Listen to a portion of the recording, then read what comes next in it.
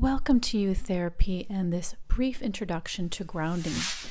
Grounding techniques are techniques that are used to prevent, dull, or distract from dissociation, flashbacks, panic attacks, self-harm, addictions, cravings, or other negative emotions.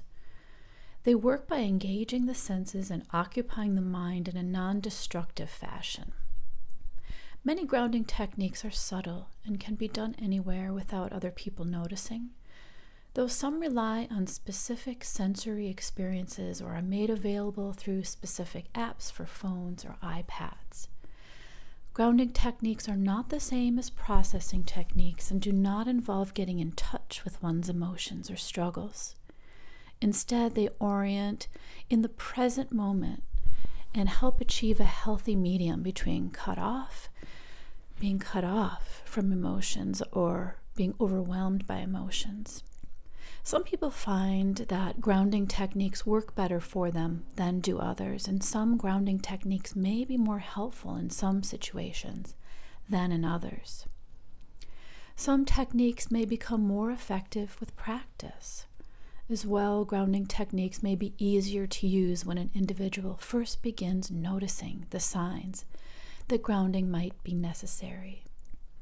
If someone is experiencing an intense flashback, it can be harder for them to realize what grounding techniques are available and which are likely to be effective. How to carry out a grounding technique, or even to understand that grounding is an option. Knowing what situations are likely to trigger a negative emotional response, dissociation, or flashbacks, and having grounding techniques prepared can help to prevent being too overwhelmed in the moment. And having easy access to tools that one often uses to ground can also help, as can having phone apps that walk one through the process of grounding.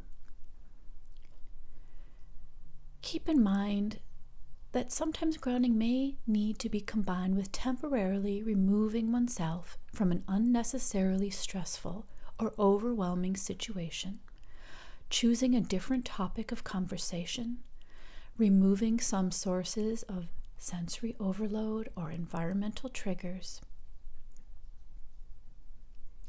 Even taking a nap or going to sleep for the night, if one is stretched too thin to ground in the moment on their own. There is no shame in sometimes needing to change one's circumstances instead of trying to cope with everything as it is.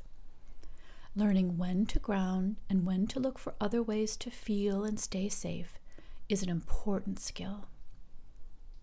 More can be addressed by grounding alone through practice and with time. Thank you for listening to this introduction to grounding techniques. If you're interested in specific types of techniques, there are other videos that will help you do so. Now, if you wish to breathe for a few moments along with the waves, feel free to do that as well. Thank you for taking time to learn about grounding techniques today. I wish you all the best. Be well.